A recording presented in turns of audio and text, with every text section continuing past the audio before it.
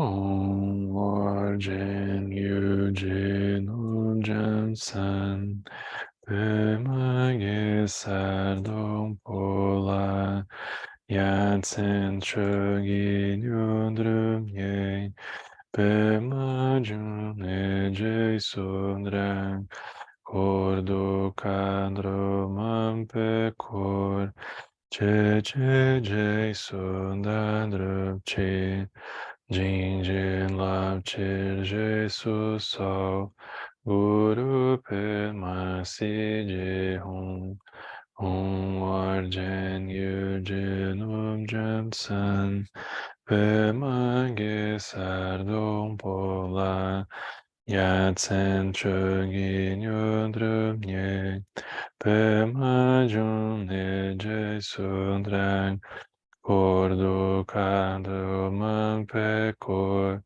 Che Che Je Sundandru Che Jin Je Lao Che Je Su So Guru Pe Ma Si Je Hong Hong War Jen Yu Je Num Jam San Pe Ma Ge Sardong Pola Yatsen Chogi Nyudrum Nye Pe Ma Jun Ne Je Sundrang Kordo Kandro Man Pe Kor Che Che Je Sodadru Che Jin Je Lam Chir Je Su So Guru Pe Ma Si Je Hong Sanje Chodan Sochi Chonan La Janchu Bardo Dani Chapsu Chi Dagi Jinso Jipe Sonan Chi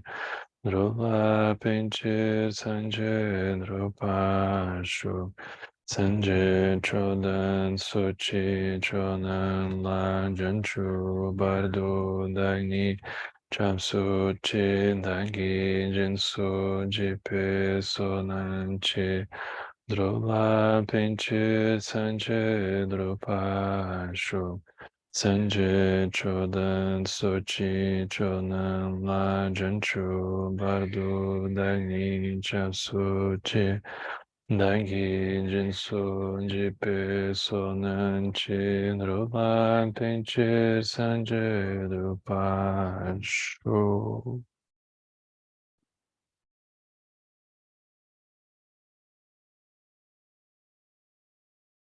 De pouco em pouco a gente vai avançando nesse texto. A gente já está na parte final do livro, mas alguns poucos meses a gente deve encerrar. E esse tema, especialmente como a gente vem olhando nas últimas semanas, mas especialmente como a gente vai olhar hoje, ele facilmente poderia ser visto como uma espécie de continuação dos estudos que o próprio Lama tem conduzido na manhã com relação ao tema. É como se fosse uma continuação natural do assunto, não necessariamente do tema, porque ele não vai hoje especificamente, por exemplo, falar das 8 consciências ou mesmo 5 sabedorias, né, que foi o título desse último estudo que o Lama ofereceu, que encerrou hoje, mas com relação à forma de olhar os ensinamentos e também os exemplos que ele utiliza, o lugar de onde ele fala e nos convida a olhar, as questões que ele traz e especialmente o fato de ser tudo muito direto, né? Então, ainda que a gente vai olhar 3 capítulos hoje, eles são capítulos extremamente curtos, mas eles reverberam bastante na forma como a gente se relaciona com a prática espiritual, especialmente com o budismo como um todo. Porque dentro do que a gente vai olhar hoje, a gente consegue fazer várias pontes com a prática da meditação em silêncio, a gente consegue fazer pontes com o Vajrayana de forma clara, assim. Ele vai citar explicitamente o Surangama Sutra, que é um texto que o Lama tem trabalhado bastante, né? Que é uma classe de ensinamento ligado ao Prajnaparamita.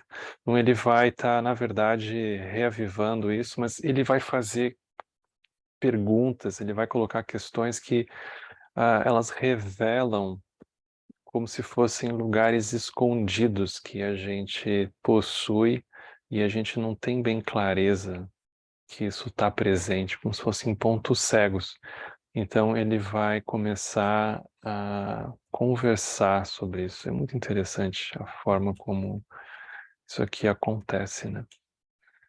Então, ali para quem tem o texto, na página no que se chama capítulo 67, tem então essa conversa, né?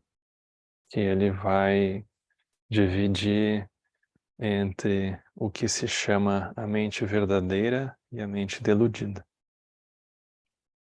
Todo mundo que começa a ouvir sobre o budismo ou começa a se interessar em meditação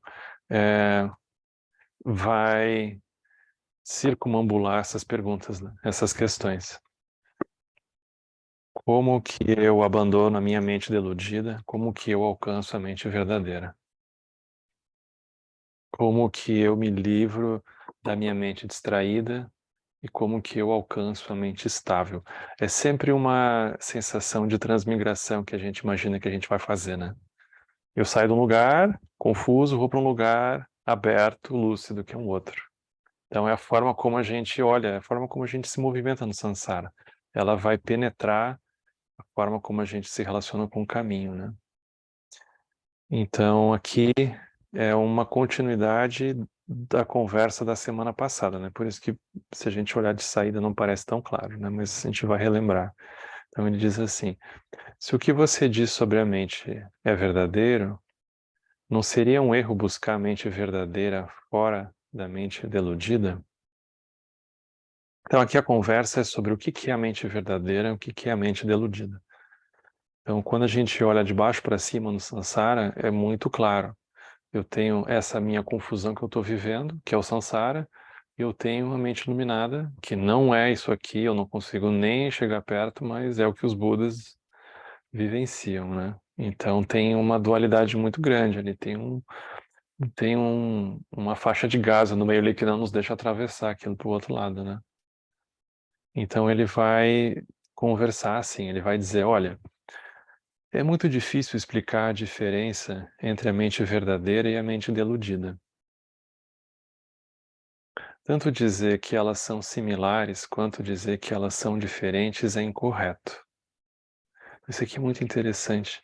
Se vocês lembram do Dança Mágica, Tilly Norbo ele vai lembrar uma passagem do Lankavatara Sutra onde ele diz: as coisas não são o que parecem ser, mas elas também não são outra coisa.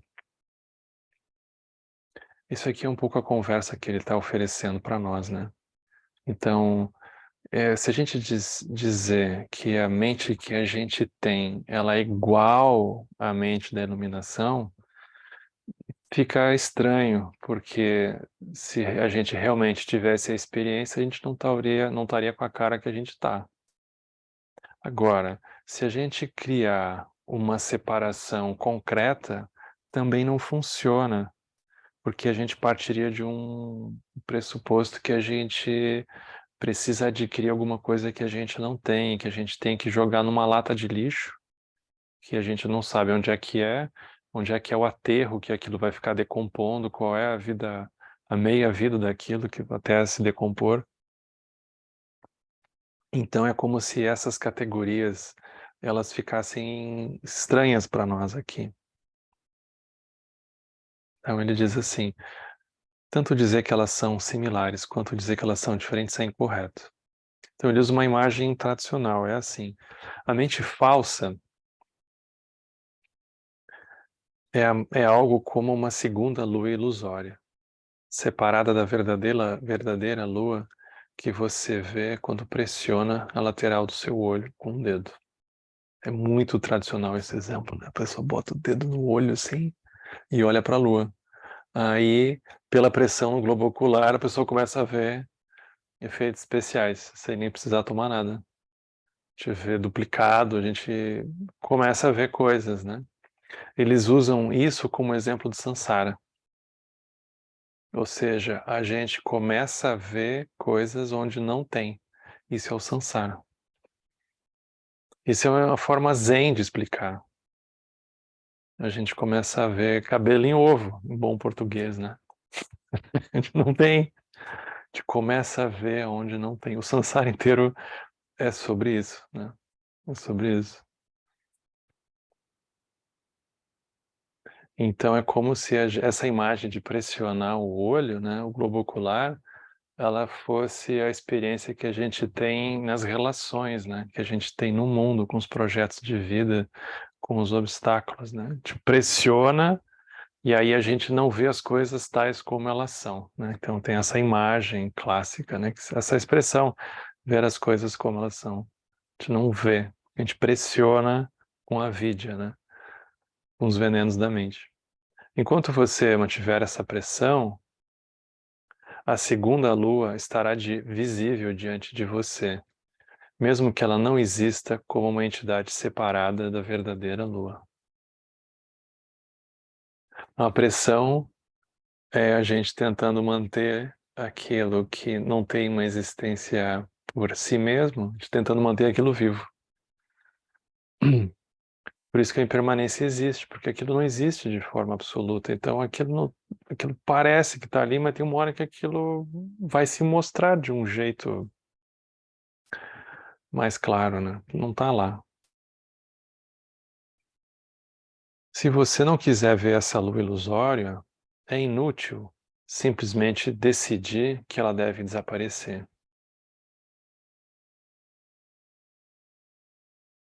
Então a gente não consegue decidir que a lua duplicada que a gente está vendo desapareça.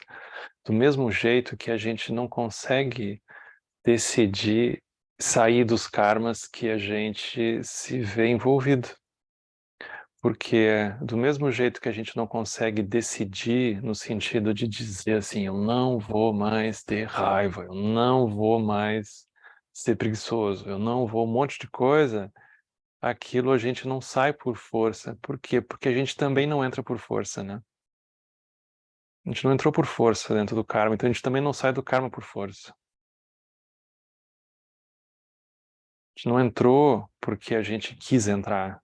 Ninguém entra porque quis entrar. A gente entra porque é arrastado, a gente entra porque não vê, né? A gente entra porque não vê.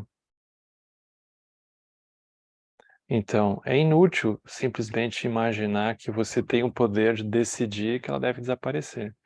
Ao invés disso, vermos a verdadeira lua, você deve parar de pressionar a lateral do olho com o seu dedo. Então, a verdadeira lua será a única presente. Como se o budismo inteiro, a prática inteira, ela fosse o convite, o mostrar como que a gente para de pressionar o olho. Se a gente quiser manter essa imagem, né? O processo todo é como que a gente para de pressionar o olho. Aí a gente vai ver o que sempre teve ali, né? Você nunca se livrará da segunda lua enquanto mantiver a pressão. Isso aqui é uma afirmação importante. Todo o resto do texto que a gente vai olhar hoje é sobre isso. A gente mantém a pressão e quer que as coisas se resolvam. É como se a gente não quisesse soltar a pressão do olho. A gente quer manter o olho pressionado e aí a gente quer que as coisas aconteçam, né? Por outro lado, algumas pessoas podem criar um gosto por essa lua ilusória. Aí elas começam a escrever muitos livros sobre a lua ilusória. Aí começam a surgir um samsara super complexo, né?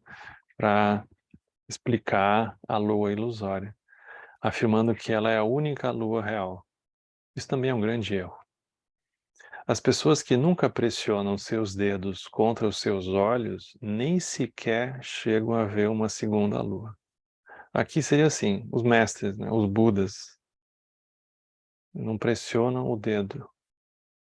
Então ele diz assim, qual é então o sentido de discutir se essa lua ilusória deve ser erradicada ou não deve ser erradicada? Discutir se a mente deludida e a mente verdadeira são iguais é simplesmente pressionar o olho da natureza original com o dedo da delusão. É uma imagem curta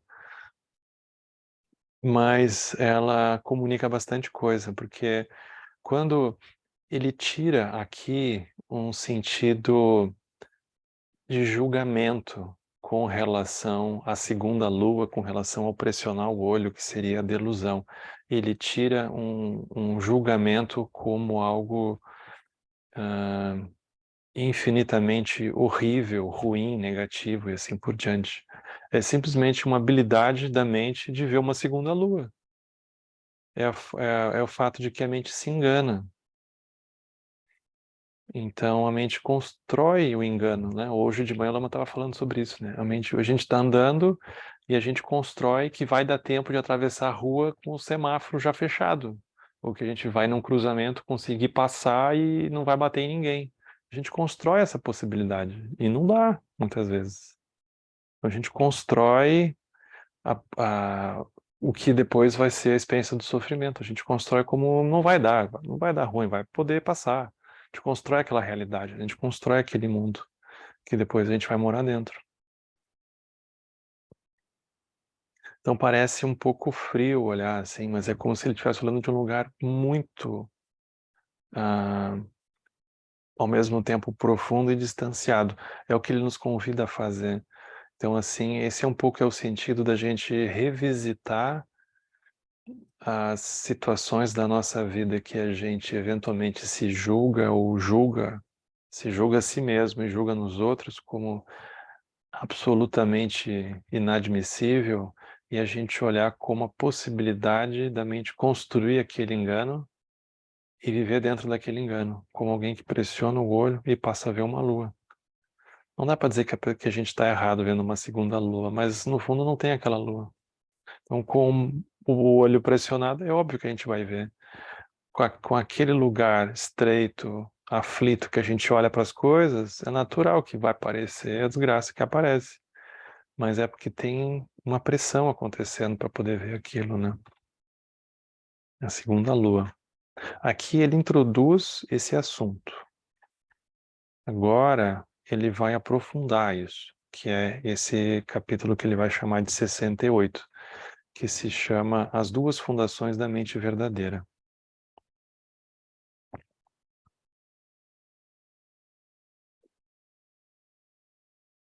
Então ele diz assim, é uma pergunta, né?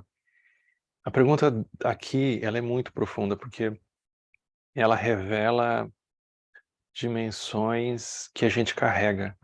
Então ele diz assim como algo que foi entortado pode ser refeito para ficar reto, a mente enviesada e deludida de uma pessoa comum, se for disciplinada e retificada, também pode se tornar a mente búdica. No fundo, é um pouco assim que a gente pensa, né? Eu tenho essa minha mente, que ela tá mais ou menos, ela é um pouco preguiçosa, ela foi um pouco atropelada pela vida, a gente até gosta de estudar, mas às vezes ela cansa, que é meio demais, mas se ela for, assim como ela foi entortada, ela pode se ficar um pouco mais reta, se a gente disciplinar um pouco, fizer mais força e retificar, a gente pode tornar ela uma mente búdica. Então aqui ele revela uma dimensão de manutenção que a gente carrega, como se a gente idealizasse que os centros de Dharma fosse uma espécie de oficina. O Lama é o chefe do mecânico, da mecânica, né? É o chefe da mecânica. E aí a pessoa, o retiro é o tempo que o carro precisa ficar lá, ou a gente precisa ficar lá para poder passar um scanner e ver o que está ruim ali, poder trocar, e aí depois sair melhor, né? A gente sai zerado. Então a gente carrega essa sensação que é uma sensação julgadora, né?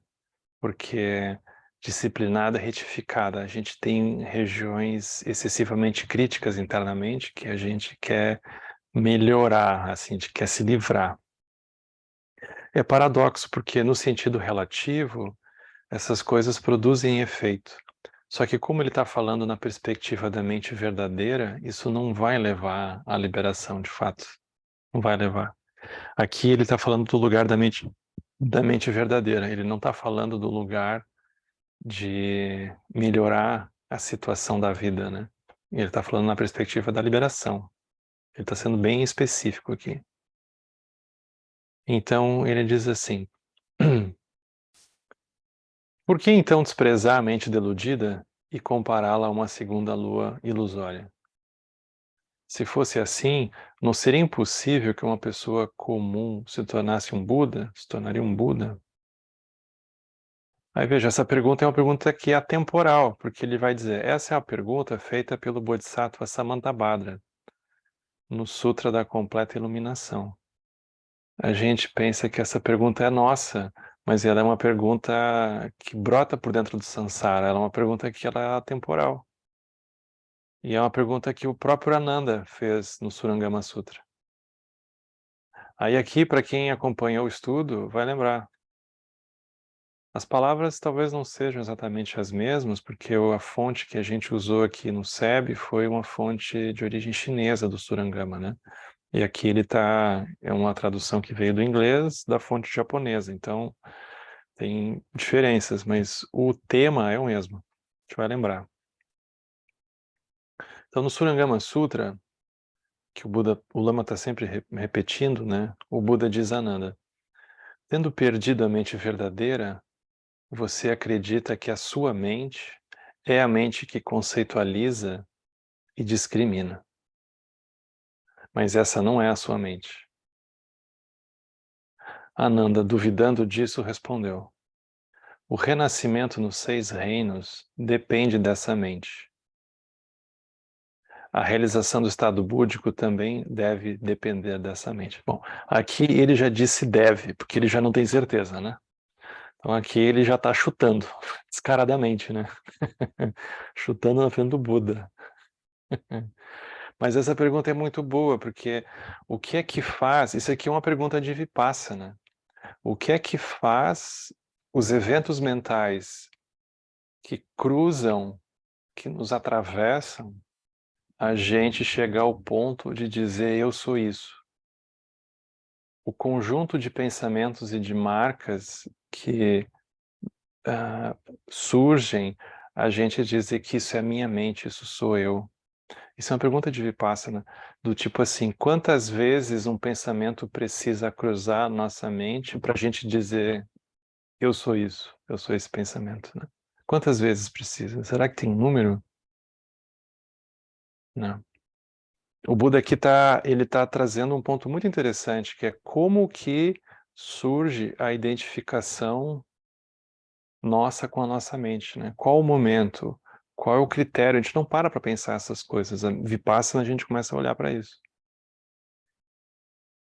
Então aqui ele tá questionando o Ananda.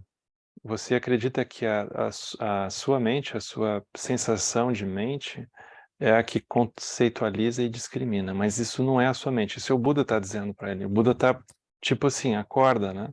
Solta o dedo do olho da pressão que você está fazendo. E o Ananda duvida, ele diz. E é muito interessante a resposta do Ananda, porque ele vai embasar com todo o budismo. Ele diz, bom, mas o renascimento nos 6 reinos depende dessa mente. A gente vai ver os textos na perspectiva do caminho, eles dizem isso. A realização do estado búdico também deve depender dessa mente. E aí? Se essa mente não é a minha mente, com o que eu deveria me engajar na prática e atingir o fruto do estado búdico? Se essa minha mente é a única que eu tenho, e agora? Como é que eu faço? Não tenho outra. Eu também não consigo trocar. Se fosse possível trocar, a gente já tinha trocado. Isso já seria um negócio na Amazon, com certeza. Mas não rola. Então a gente só tem essa. Como fazer, né? Se essa mente não existe, como eu seria diferente da terra, das árvores, das lajotas e das pedras? É o que tornaria ele aqui nessa apresentação do Ananda um ser senciente, né? Um ser com uma mente, enquanto que a terra, as árvores, as lajotas e as pedras não têm uma mente. Aí o Buda respondeu: Eu não estou dizendo que você deveria suprimir a sua mente e tentar convencer a si mesmo de que ela não existe. Isso seria um extremo. Então o Buda está sendo bastante objetivo aqui. Não é para fazer isso. Mas se aquilo que você concebe como uma mente existe verdadeiramente, isso deve estar localizado em algum lugar. Beleza, então tá. Onde está? Então esse aqui é um exercício clássico no budismo, né? Onde está? Aqui, isso é muito importante. Aqui parece que ele está falando de uma coisa abstrata, mas na verdade, quando a gente está vivenciando, experimentando um período muito difícil, um período muito gostoso, uma emoção muito boa, uma emoção daquelas que nos tira o sono, ou uma sensação de angústia que a gente não sabe onde é que ela começa, onde é que ela termina, a gente deveria tentar parar e se perguntar, aonde que está isso? Aonde está? Aí a gente vai começar, eventualmente, a descrever sensações corporais. Ah, mas o meu coração como está? Aí eu sinto aqui na minha garganta, ou eu sinto a minha respiração, ou eu sinto calafrios, eu não consigo ficar parado, a gente descreve isso. Só que nada disso, isso aqui é um exame teórico, cognitivo, não resolve, mas é interessante a gente abordar como que um fundo de ansiedade nos retira a possibilidade de mergulhar nisso. Esse final de semana, na atividade que a gente fez em Fortaleza, dos 10 anos do SEB de lá, a gente percorreu esse texto, que é um texto que o Lama Alam Wallace traz, assim, né? Ele que traduziu o texto do tibetano e recebeu as transmissões desse texto, ele oferece de tanto em tanto, que é transformando a adversidade e felicidade em caminho espiritual. O Dodrupchen Rinpoche, que é o mestre que oferece esse ensinamento, ele diz uma coisa muito profunda, muito simples ao mesmo tempo. E ele diz, o que impede a gente de tomar o que a gente considera como adversidade parte do caminho é a ansiedade. Naquela época, vocês imaginem, já diagnosticavam isso. Por quê? Porque quando vem uma ansiedade, quando vem um obstáculo, a gente escorrega para uma afobação, do tipo, isso não devia estar acontecendo. Mas não era o que eu tinha planejado. E agora? Como é que vai ficar? Agora, e aquela pessoa? Como é que eu fico? Eu tenho que avisar. Mas, meu Deus, e agora? Eu tinha programado, eu tinha planejado, eu tinha saído mais cedo de casa, eu tinha isso, eu tinha aquilo. E a gente entra num looping e aquilo nos suspende do chão. E a gente é tomado pelo vento, pelo fogo, e a gente, então, é como se a gente deixasse de tocar a terra das coisas. E a gente, então, fica quase que só tocando a superfície das coisas e sendo arremessado para um outro lado. Então ele vai, de uma forma muito curta, sugerir essa prática de repousar a mente no estado natural como um antídoto para a ansiedade. Aí dentro disso, a conversa de trazer, reconhecer as adversidades como caminho e também o que a gente julga de felicidade é a mesma coisa. Porque quando a gente é tomado por um prazer, um deleite, um desejo, alguma coisa que a gente gosta, a gente esquece do resto, né? A gente tem um blackout, simplesmente. E aí essa ansiedade, ou essa aceleração, ela nos pega, né? Porque a gente vai de uma emoção, sensação para outra.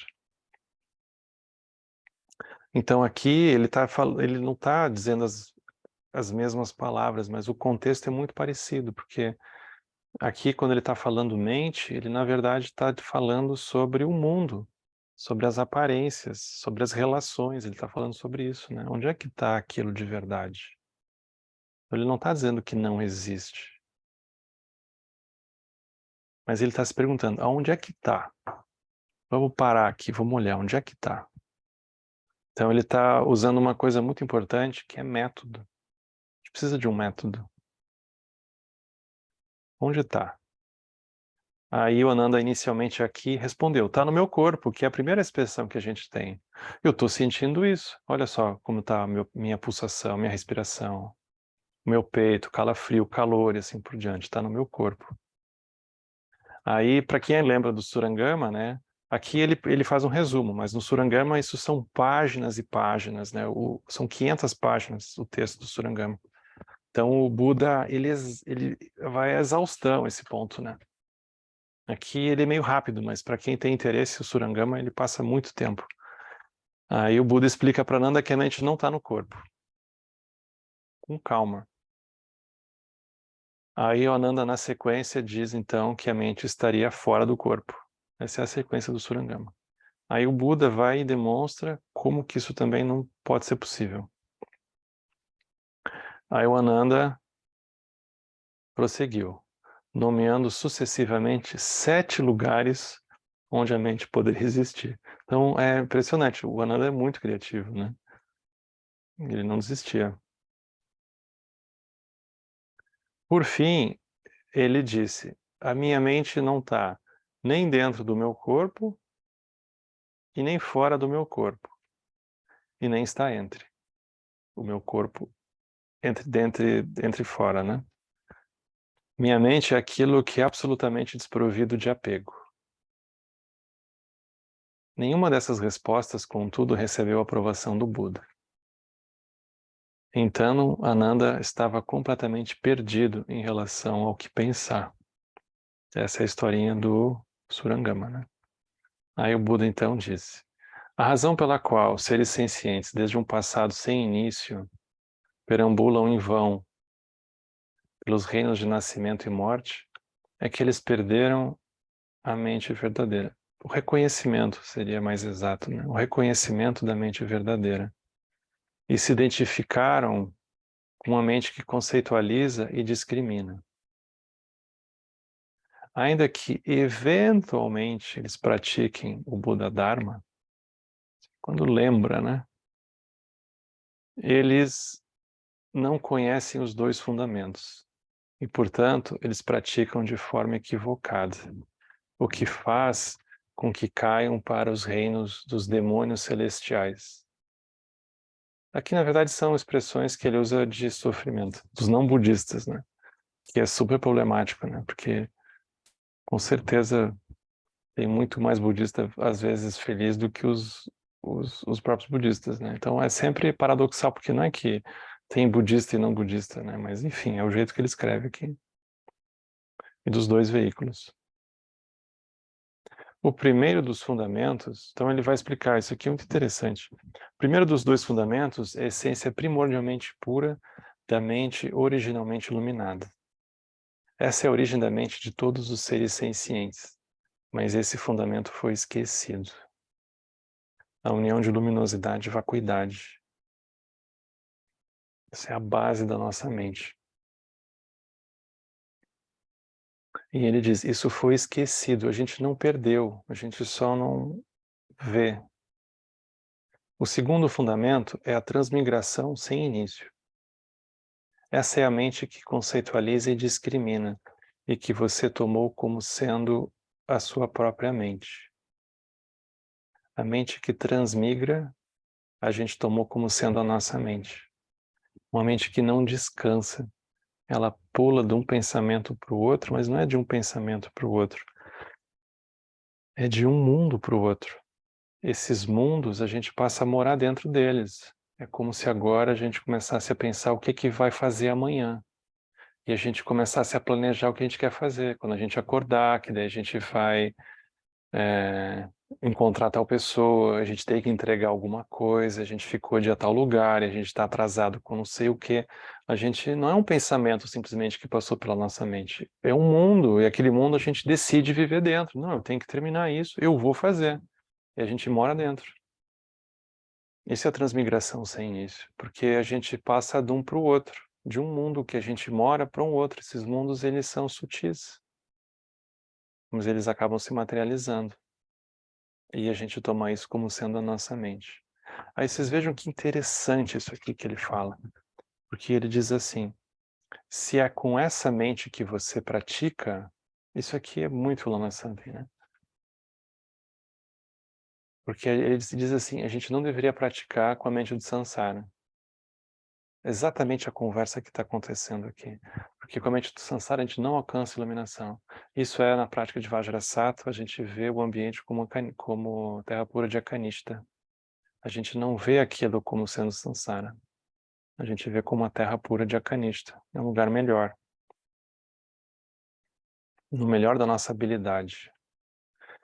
Então é aqui uma outra pergunta que ele nos coloca. Qual é a mente que a gente pratica? Que a gente faz prática?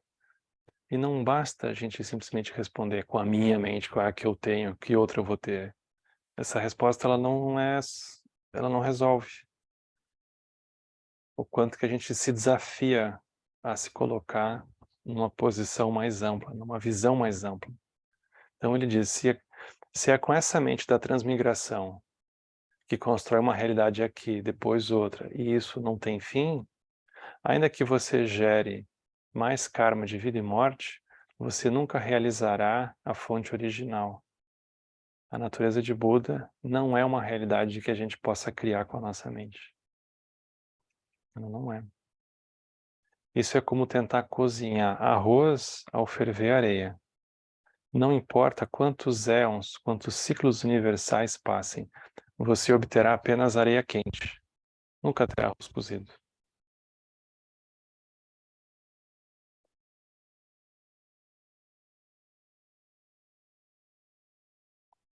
O mestre... Isso aqui é muito impressionante. Eu nunca tinha... É muito raro a gente encontrar um texto como esse do Muso Soseki, porque ele traz umas referências que a princípio a gente só vê no budismo tibetano, né?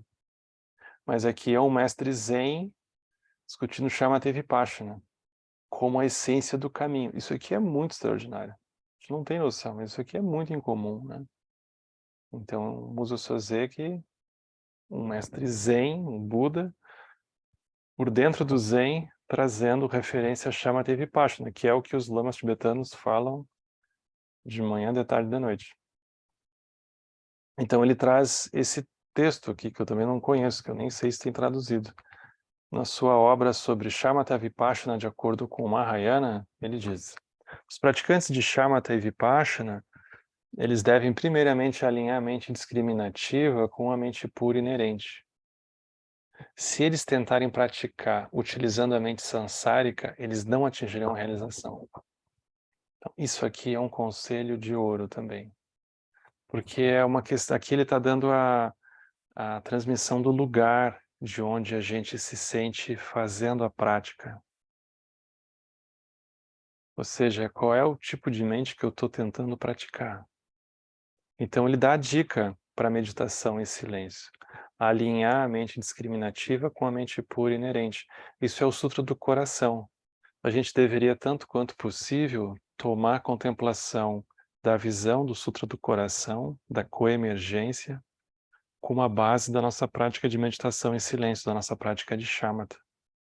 Da gente não achar que a gente está tentando ficar quieto aqui e se desviar de um pensamento externo lá, mas que quando os pensamentos surgirem, os mundos, ao melhor falando, surgirem, a gente possa reconhecer que incrível esses mundos surgindo. Aí já não consigo dizer que é uma shamatha comum, que eu estou aqui tonto, tentando acalmar minha mente e atingir shamatha. Isso já é uma prática de liberação. Então, isso aqui é o Zen, isso é o Dzogchen. A gente não faz uma coisa para obter, depois obter outra, né?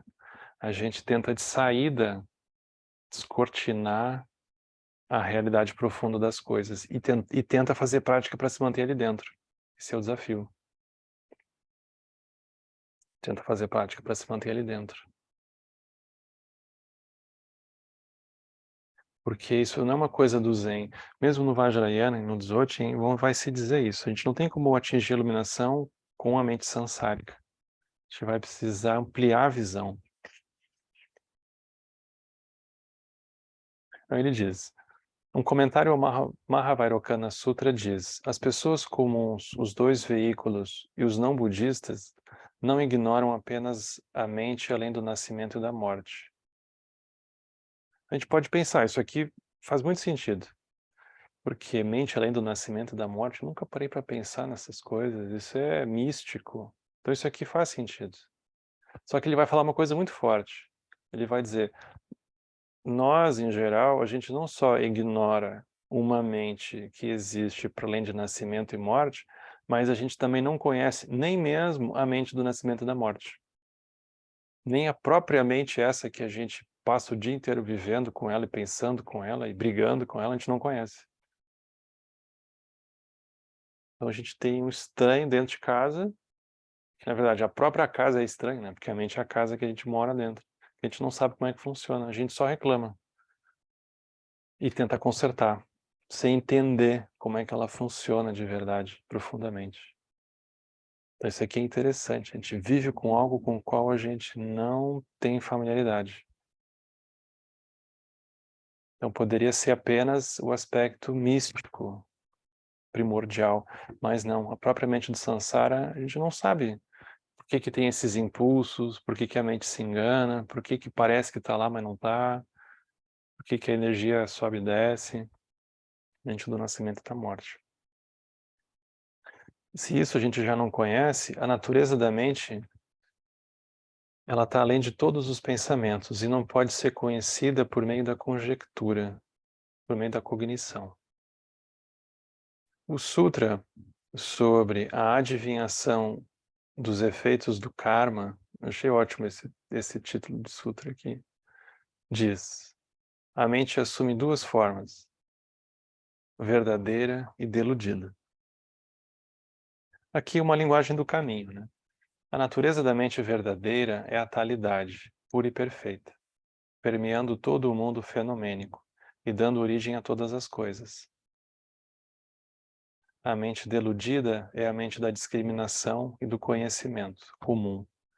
Ela é desprovida de substância e dá origem a toda a falsidade. Aqui seria o samsara, né? A falsidade aqui seria o samsara. O fato da gente ver o que não está ali de fato. Então não é que tem duas coisas acontecendo, simplesmente tem o fato de ver ou não ver. É só isso. Ver ou não ver. Isso nos ajuda a ganhar tempo porque simplifica o processo como um todo, né? Tira o peso de ter uma mente verdadeira e uma mente falsa, né? Como se a gente pudesse escolher e marcar um X, né? Não tem. E agora vem o último trecho de hoje, que é um trecho que a gente provavelmente vai precisar voltar na semana que vem, porque ele é um assunto super profundo, né? Que é originação dependente e surgimento espontâneo.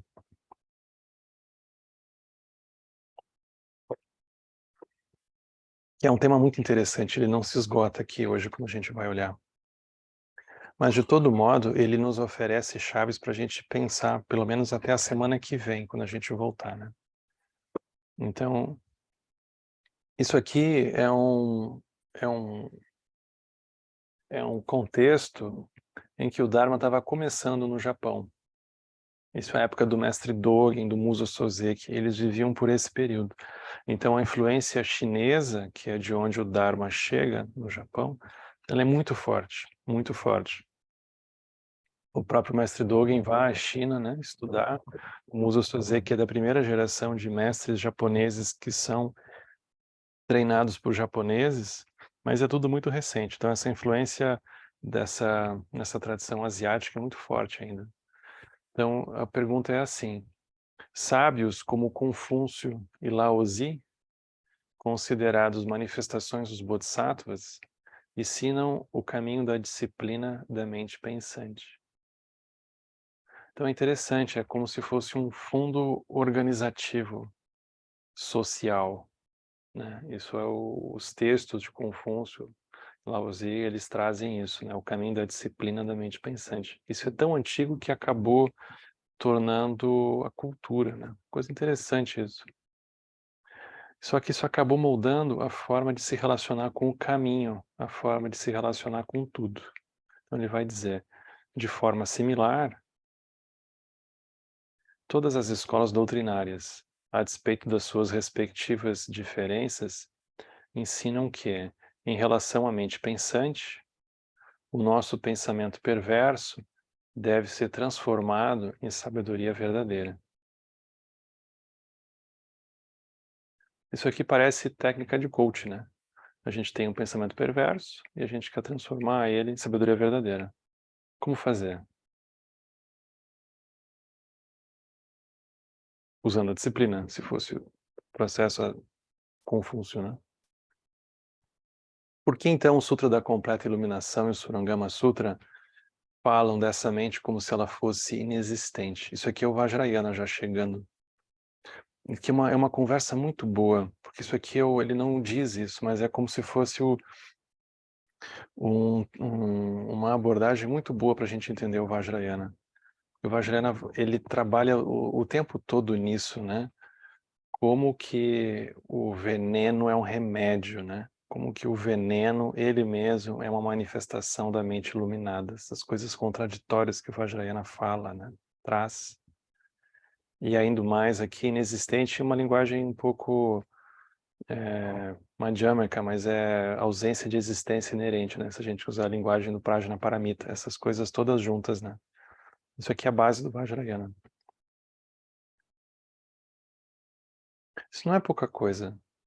Eu lembro uma vez conversando com o Lama há pouco tempo atrás, ele dizendo, eu acho que depois de toda essa volta que eu dei, dá para poder agora de novo trazer o Vajrayana para a Sangha do SEB. Ele esperou 30 anos para fazer isso, para poder ensinar a originação dependente, ensinar o Sutra do Coração, ensinar os 12 elos da originação dependente, ensinar Shamatha extensivamente, poder apresentar aquele exemplo do cubo até gastar e a gente desenraizar a sensação das coisas como externas, e aí a gente olhar para os 6 reinos e ver os 6 reinos como aspectos sutis, não aspectos grosseiros. Isso já é a própria base de todo o Vajrayana, a ênfase no aspecto da luminosidade o tempo todo construindo. Então, quando começam a surgir as experiências das deidades, das visualizações, assim por diante, tudo aquilo faz muito sentido. É assim que sempre foi feito no Tibete. Mas aqui no Ocidente, mais ou menos. Não que os mestres não tentam fazer, mas o Sansara aqui é bastante complicado, né? Então, é bonito isso, a paciência, né?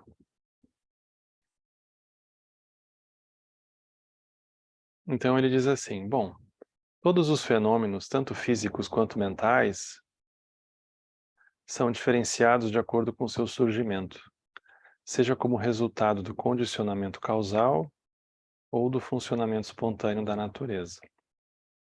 As formas temporárias que passam a existir através da interação de causas relacionadas existem graças ao condicionamento causal, enquanto as qualidades inatas do Tathagata Garbha existem graças ao funcionamento espontâneo da natureza.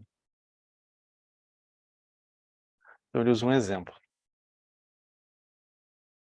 Embora o fenômeno físico do fogo comum, produzido de forma causal, seja desprovido de qualquer substância real, ele opera de acordo com condições. Então, é uma chama. Todo mundo que já acampou, fogueira de São João, passou frio, teve que fazer um foguinho, alguma coisa. Eu nem vou falar do fogão, dessa chama do gás, né, que a gente tem ali, mas serve também. Que é o fato de que, surgido de causas e condições, ainda assim é desprovido de uma substância real. A gente não consegue pegar nele.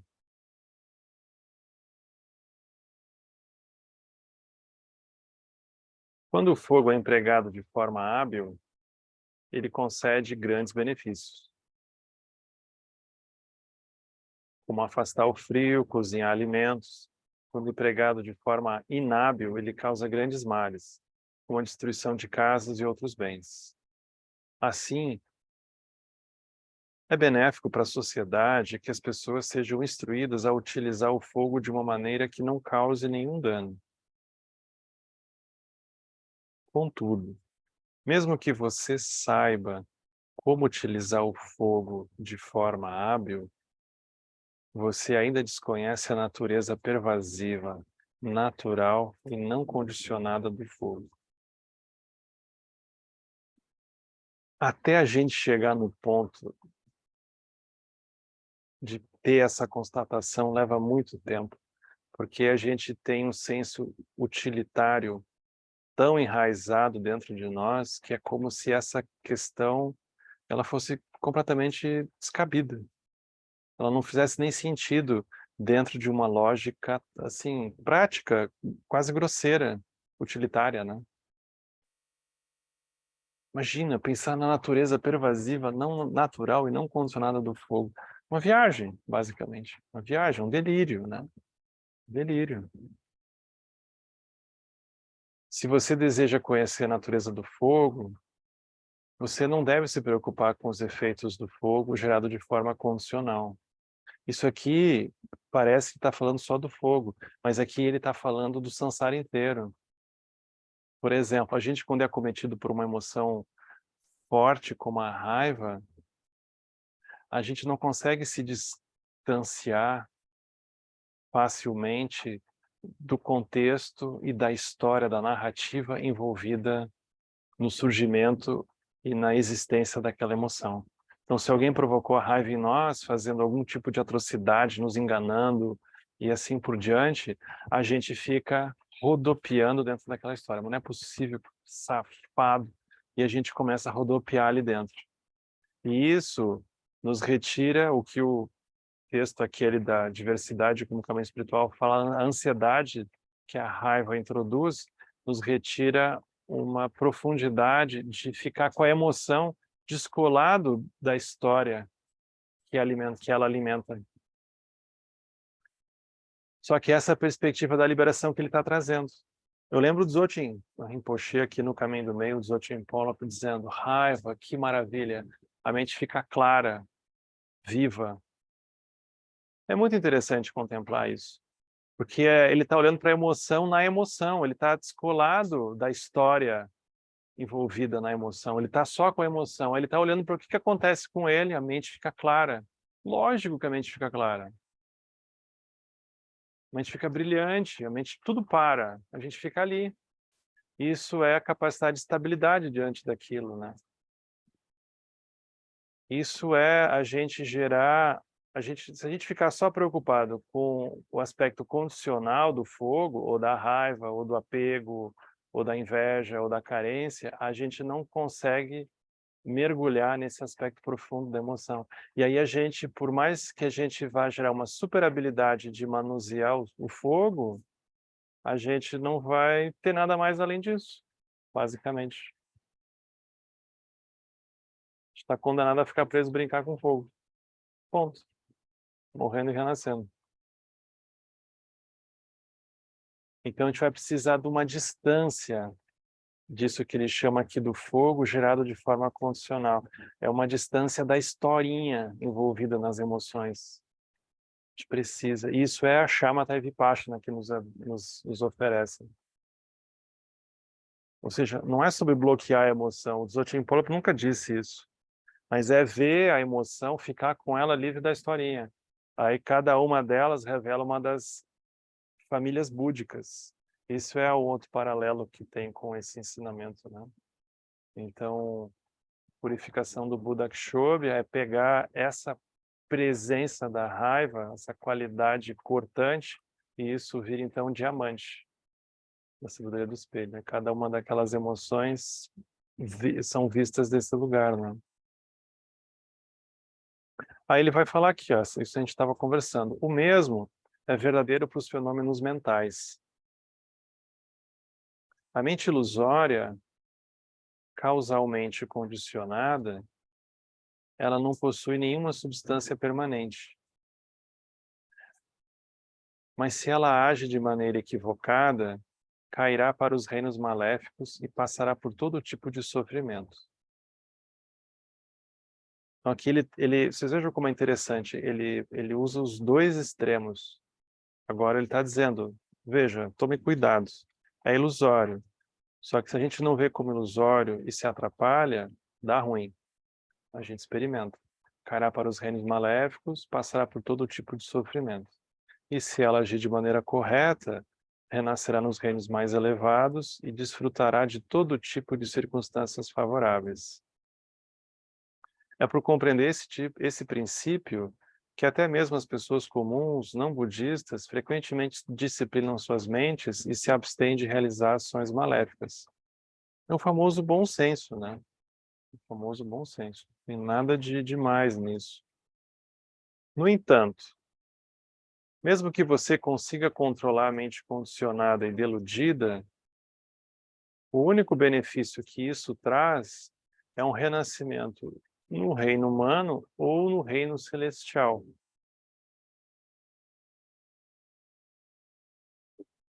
Uma vez que você ainda não conhece a mente original, você não escapará do reino de Sansara. Então aqui é como se ele estivesse tentando fazer a gente gastar uma energia que a gente pode ter de querer infinitamente consertar a mente e as coisas e não mergulhar nesse aspecto primordial. Ele quer nos empurrar para isso. Mesmo os bodhisattvas, os 3 estados valorosos dos 10 estágios sagrados, que corrigiram os vieses da mente deludida e atingiram uma forma ilusória.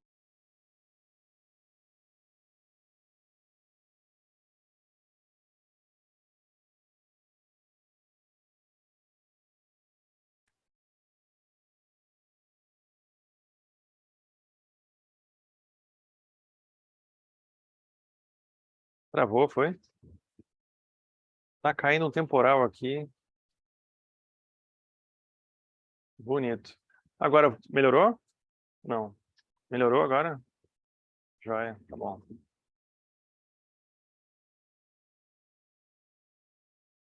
Tá uma chuva bonita aqui. Tá dando para ver os clarões da sua janelinha ali. Nossa, não, aqui tá efeitos especiais aqui na minha janela aqui na frente, você não tem noção. Vocês estão pegando o reflexo, mas eu tô vendo de frente aqui. Então, aqui ele tá, eu vou reler então essa última frase. Mesmo que você consiga controlar a mente condicionada e deludida, o único benefício que isso traz é o renascimento no reino humano ou no reino celestial. Uma vez que você ainda não conhece a mente original, você não escapará do reino do Sansara. Mesmo os bodhisattvas, os 3 estados valorosos, os 10 estágios sagrados, que corrigiram os vieses da mente deludida e atingiram uma forma ilusória de sabedoria, ainda não realizaram a mente original. E eles são, portanto, incapazes de transcender o Sansara transformativo. Tudo isso é equivalente ao uso correto do fogo condicionado para que não cause danos. Ou seja, se a gente fizer tudo direitinho para não ter problema e não causar danos, não vai resolver. Assim, o Sutra da Completa Iluminação e o Surangama Sutra explicam que assim como a natureza do fogo só existe separada do fogo condicionado, a mente verdadeira só existe separada da mente condicionada. Escolas budistas diferentes do Zen ensinam que deveríamos cultivar a sabedoria ilusória temporariamente, para pôr um fim à delusão, e que em seguida nós nos alinharemos naturalmente com a mente original. Isso aqui é o Vajrayana, né? O estado da geração. A gente gera uma sensação de sabedoria ilusória através da deidade, temporariamente, para pôr fim à delusão. E aí a gente se alinha naturalmente com a mente original. Então ele vai dizer, isso não é o método do Zen, mas isso existe. É a isso que o Sutra da Completa Iluminação e o Surangama Sutra se referem quando afirmam que depois de nos livrarmos da delusão por meio do cultivo da sabedoria ilusória, atingiremos o reino daquilo que não é ilusão, onde os objetos e o conhecimento são esquecidos. Atingir iluminação. Isso aqui é o Vajrayana. A despeito disso, alguns alunos imaturos acreditam que essa sabedoria ilusória constitui a verdadeira intenção dos Budas e ancestrais. Então, a pessoa fica presa no caminho, né? Que é uma forma de materialismo espiritual, né? O Sutra da Completa Iluminação diz: quando o corpo ilusório se extingue, a mente ilusória também se extingue. Quando a mente ilusória se extingue, os objetos ilusórios dos sentidos também se extinguem. Quando os objetos ilusórios dos sentidos se extinguem, a extinção ilusória também se extingue. Quando a extinção ilusória se extingue, aquilo que não é ilusório não se extingue. Isso é similar à maneira como o brilho surge quando a poeira é removida de um espelho. O espelho sempre esteve lá, mas a poeira é o que estava, né? Homem virtuoso, você deve saber que tanto o corpo como a mente são poeira ilusória. Quando a forma dessa poeira é removida, a pureza permeia o universo. Algumas pessoas que ainda não despertaram para a mente original compreendem essa passagem de forma equivocada, supondo que ela significa que a extinção do corpo e da mente é o verdadeiro ensinamento do Buda. Essa visão, porém, não é o samadhi da extinção ensinado pelos dois veículos, ou o samadhi não imagético ensinado pelos não budistas. É como ouvir dizer que o fogo condicionado deve ser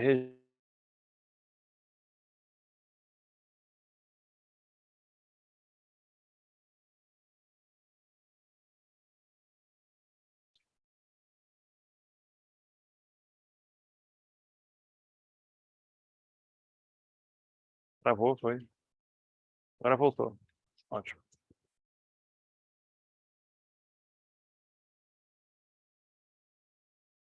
Aí, para concluir a última frase, ele diz assim: todas as referências ao cultivo da mente ilusória que são encontradas no confucionismo, no taoísmo, no Hinayana, no Mahayana provisório, são ensinamentos expedientes, ou seja, são meio usáveis. Expediente significa que são feitos para serem abandonados. Não são o ponto final.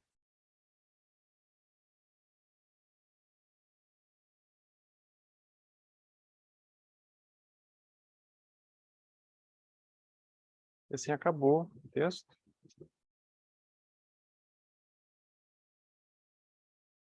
Ele trouxe várias coisas interessantes para pensar.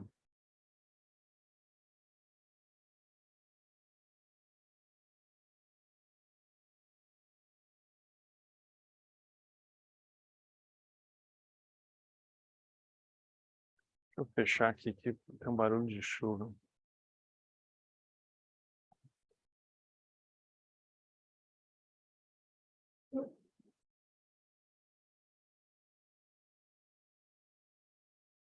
Eu cortei o ruído do microfone, então acho que não sai aí, mas para mim aqui está bem alto.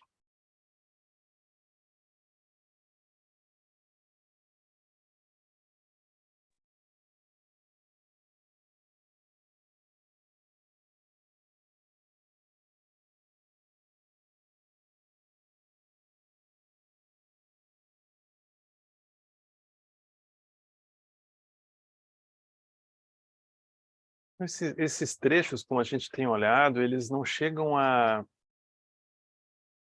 um, a necessariamente uma instrução direta, mas é como se ela alimentasse a paisagem na qual a gente se relaciona com a prática. Isso que é interessante, né? Ela purifica o lugar que a gente se relaciona com os estudos, com a meditação, com o caminho, né? Ele traz questões, ele olha em perspectiva, ele coloca coisas muito interessantes, né? Então, esse é um pouco o sentido.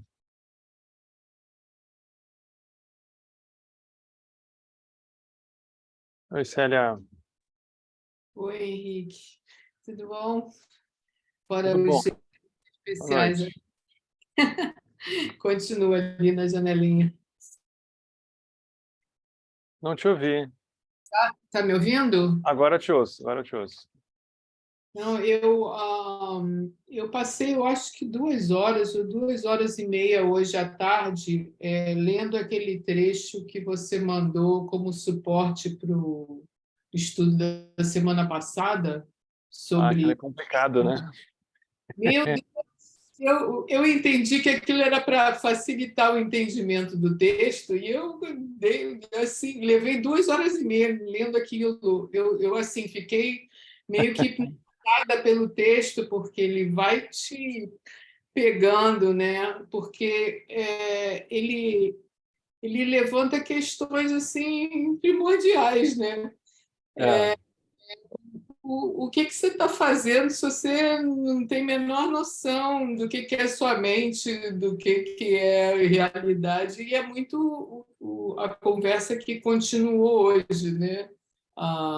O que é identidade, o que é self, o que é, né? O que a gente chama de eu e o que é a nossa consciência e como a gente não tem noção das diferenças e da impermanência do eu, né?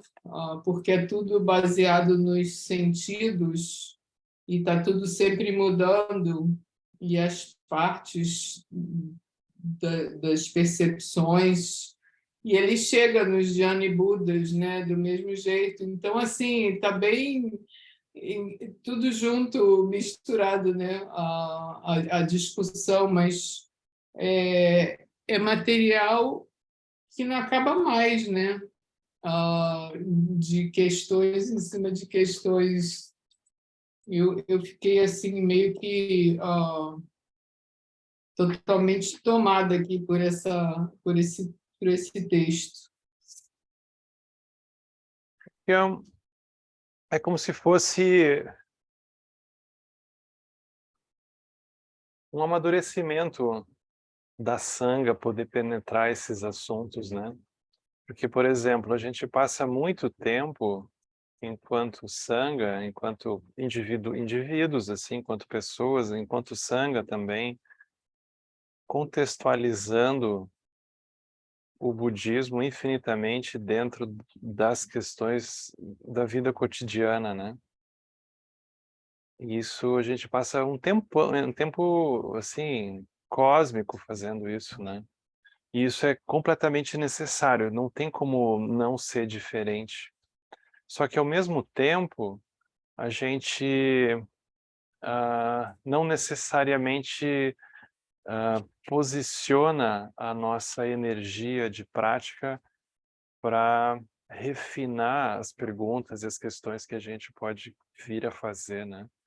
Porque a gente passa muito tempo com as questões das 4 novas verdades e encontrando um jeito inconsciente de alguma coisa dar certo ali por dentro daquela confusão toda, e a gente vai pacificar as relações, e aí a gente vai meditar um pouco, a gente vai fazer essas coisas. Isso é ótimo, né? A vida melhora. Mas é como se fosse quase um segundo, terceiro giro da roda do Dharma, a gente conseguir, num certo momento, mergulhar nessas questões como ele traz aqui, né? Ou nos estudos que o Lama tem oferecido de manhã. Outro dia, eu vi a pessoa questionando o Lama que ele não trazia mais tantos exemplos, assim, chão, assim, né, do cotidiano. Aí ele disse, eu fiquei mais de 30 anos só fazendo isso.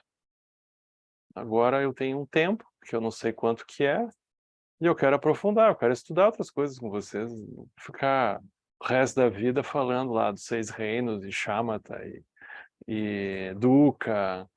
Essas coisas aí, a gente não vai abandonar e devolver elas, elas vão até o fim com a gente.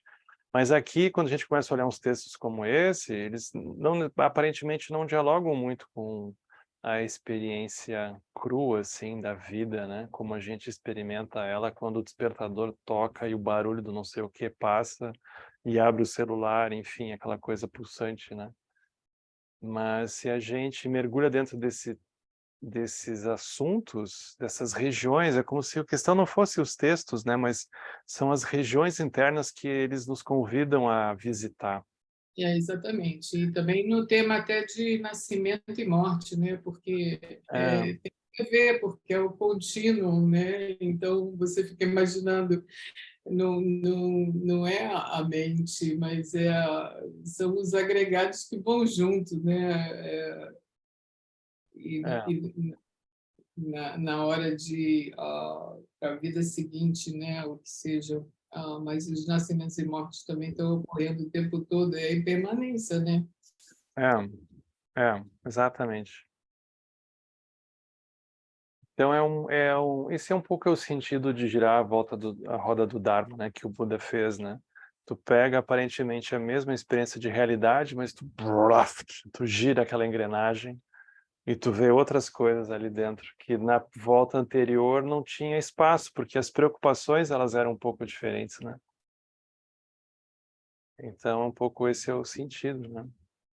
Vão mudando os cristais do caleidoscópio, né? É, Tipo assim, ver de outro olhar, né? é. O Dzongzar Rinpoche tem um texto dele que é uma introdução ao Madhyamakavatara,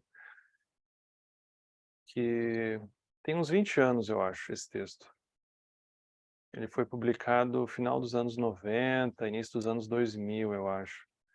E esse prefácio do Dzongzar é um prefácio maravilhoso, assim, ele explicando Madhyamaka, né, a filosofia do caminho do meio, e ele falando que a tradução para o inglês desse texto simbolizava esse giro da volta do Dharma do budismo na cultura ocidental, depois desse grande período de assimilação cultural, contextualização na vida e budismo e vida cotidiana e assim por diante, né?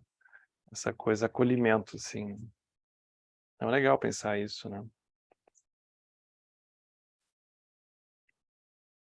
Não, pois é, então agradecimentos aqui pelo material que realmente abriu assim uns novos rumos por aqui. Legal. Muita coisa. Aquele site é ótimo, né? O Cabezon é muito maravilhoso. Eu não cheguei a explorar o site, eu peguei só um dos textos, né? O que fala sobre átomo. Também. Sankhya. É, que discute as escolas, né? E esse É, Sankhya é a base de toda a yoga, né? é.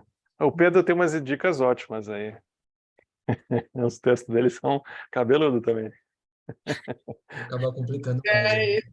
Esse deu pano para manga mesmo. Mais confunde do que ajuda. Pois é, eu pensei que ia ajudar, mas aí eu me deparei com isso e disse, bom, vamos lá, vamos ver, né? E eu resolvi encarar, e foi difícil, mas foi muito bom. Bem, tem que, Legal. Tem que ir tem com que, calma, né? tem que reler muitas vezes. Eu li a cada É, 10 vezes, assim, é, porque não dá para você absorver direito. É difícil, é bem difícil o texto, mas achei um espetáculo. Obrigada.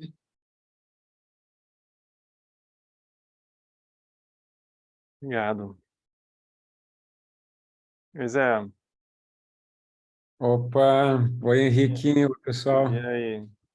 tudo bom? E também estão efeitos especiais, viu? Raios, Chovendo aí? É. pô, bastante, toda noite. Então, cara, eu fiquei meio impactado aí com esse teu comentário do Lama, tá assim, enveredando de novo pelo Vajrayana, né? E é engraçado porque, assim, é até, tipo, não é surpreendente, porque ele introduziu a tara vermelha no Puja, né? Ele é um lama ordenado na linhagem tibetana, né? Exato, então, Não pode esquecer dessa parte. é, mas, então, sabe que, por outro lado, assim, como eu te falei, não é surpreendente porque eu, durante muitos anos, assim, eu sempre pensava, cara, o lama parece que está sempre falando para quem acabou de chegar na Sangha, né? É, E aí eu pensava assim, não, mas tá, é claro, é que ele é compassivo, é um mestre compassivo, ele está esperando, né, os alunos amadurecerem, a Sangha amadurecer e tal. Cara, eu pensava, cara, ele muda os exemplos, mas o ensinamento, né, é sempre o mesmo, né? Que compaixão, né? Pelo amor de Deus. Mas aí eu notei que nos 3 últimos anos, desde que ele começou a dar retiro em Bacupari, ele pandemia. Uhum. começou a mergulhar, assim, né? Começou a aprofundar. Mas mesmo assim, eu confesso que quando tu falou que ele esperou 30 anos para voltar ao Vajrayana, me deu um frio na coluna, assim, na espinha. Porque, assim, cara, eu tentei me conectar com Vajrayana, nunca consegui, viu? Pô, eu assisti o Shagdu várias vezes, já fui, eu morei do lado do Gompa de Floripa. Ah, não tinha jeito, cara, ia lá, né, não... Tá certo que o acolhimento do SEB é imbatível, né, mas, assim, não rolava uma conexão com a prática, sabe? Acho que foi por isso que me deu esse frio na espinha, assim. Mas eu não sei se ele aprofundou porque a Sangha amadureceu ou porque o Lama cansou, né? Disse, pô, 30 anos dando exemplos assim, mais chão, como tu disse, pô, não, chega, né? Agora vamos para outro, vamos mudar de abordagem, né? É. Então, eu não sei, me fala um pouco mais sobre isso aí que eu estou curioso. Mas, na verdade, não tem como abandonar o aspecto chão, né? Esse aspecto cotidiano. O lama não tem como fazer isso, porque é da natureza dele, né? Uhum. Por exemplo, ele precisa olhar para as pessoas para poder, para que o ensinamento possa brotar, né? Ele tem umas linhas gerais que ele usa relacionado aos temas, mas aquilo dialoga muito com, na verdade, a própria experiência intuitiva de se relacionar com as pessoas, os olhares, a linguagem corporal, a própria percepção do contexto como um todo, né? Então o Lama não tem como abandonar isso, né? Ele não vai, mas é como se ele tivesse também uma consciência que já tem uma sanga que entende, uma sanga grande, que entende o que ele está falando.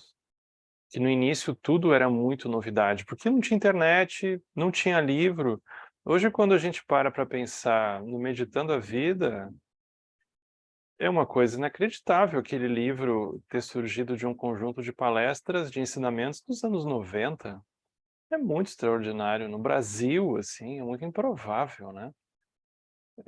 Então ele tinha que... E aqui no Sul, especialmente, tu vai ali a Pelotas, Canguçu, aquela região, o pessoal conta das vezes que o Lama ia no início conduzir retiro, o Lama, e ele ia ajustando as pessoas na almofada para como é que a pessoa tinha que sentar.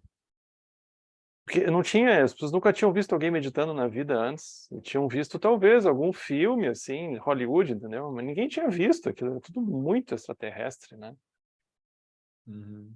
Nos anos 90, quando o Rinpoche chegou, o Lama disse, aquilo ali, Marte era quase igual, assim, né? As pessoas tinham visto o quê? O Yoda, Senhor dos Star Wars, não tinha muita referência, né? E aí chegava aquele baixinho de olhinho puxado, não sabia muito como encaixar, é tudo muito alienígena, né? Então o Lama fez esse trabalho de apresentação, realmente, né? Criar linguagem, né? Criar cultura, criar exemplos, criar uma comunicação, né? E hoje a Sangha, ela é uma Sangha que não tem rosto, na verdade, né? A gente está aqui, mas a gente vê o Alan Wallace, a gente vê o Tenzin Wangyal Rinpoche, a gente vê a Kadra, o Lama Tsering, a gente vê um monte de gente, o Mingyur Rinpoche, tá tudo aí.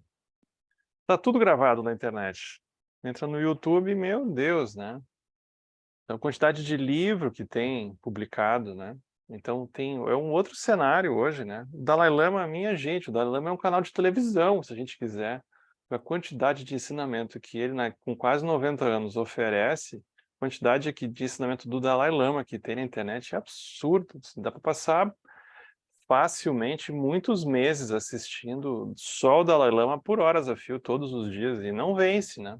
É impressionante o Dalai Lama. Sem falar dos outros. Então é um contexto radicalmente diferente, né?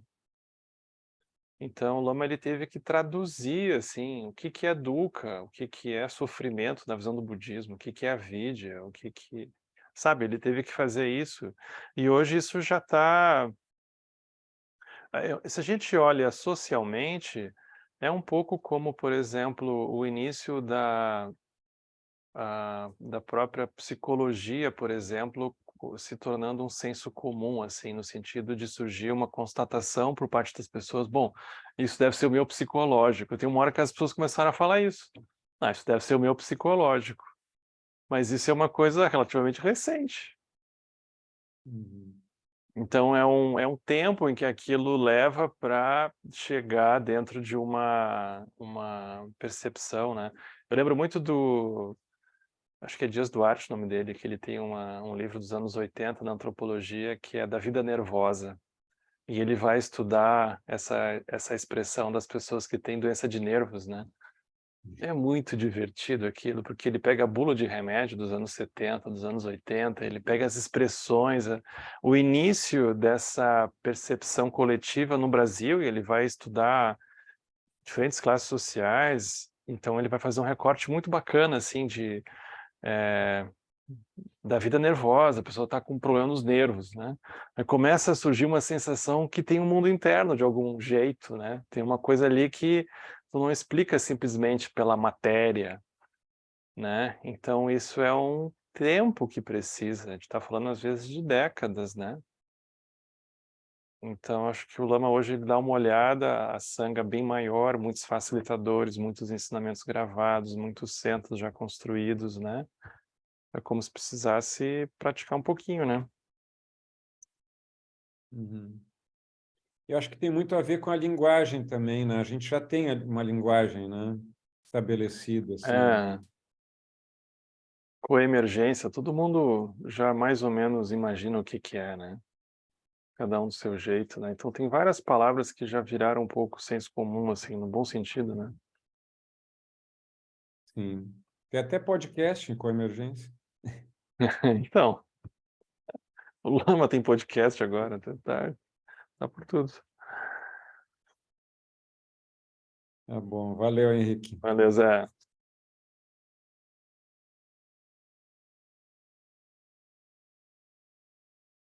Então tá, gente. Nós vamos fazer a dedicação. Que os méritos deste encontro se expandam e toquem a todos. Que o Mestre Universal da Paz e da Compaixão, Sua Santidade o Dalai Lama, juntamente com todos os mestres de todas as tradições que veiculam essa mensagem, tenham longa vida. Todos estejam a salvo de gerar pensamentos negativos, o obstáculo mais destrutivo. Que esses pensamentos nunca surjam em nossa mente, e que todos os seres também estejam livres de pensamentos negativos. Em Lop Chosum Ring Luche Zan Lin Sasum Chapar Peldro Ju Chosum Namada Midrau do Sung Ele Show.